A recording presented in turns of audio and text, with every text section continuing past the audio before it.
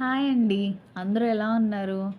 ప్రతి సంవత్సరం మా కజిన్ వాళ్ళు వినాయక చవితికి వినాయకుడిని విగ్రహాలు పంచిపెడతారు. ఈసారి కూడా ఒక 50 విగ్రహాలు పంచుతున్నారు.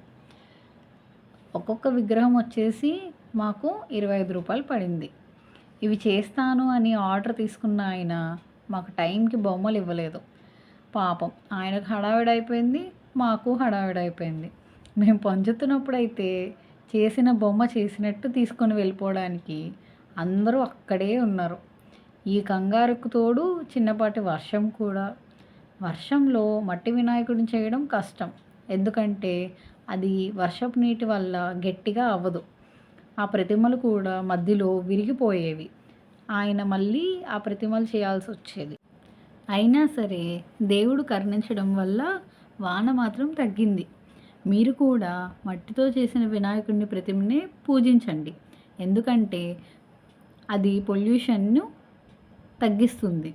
వినాయకుడు కూడా ప్రకృతిని కాపాడే వారిని ఎక్కువగా అనుగ్రహిస్తారు అని నేను చెప్తున్నానండోయ్. మన భక్తి ప్రకృతికి హాని చేసే విధంగా ఉండకూడదు కదా.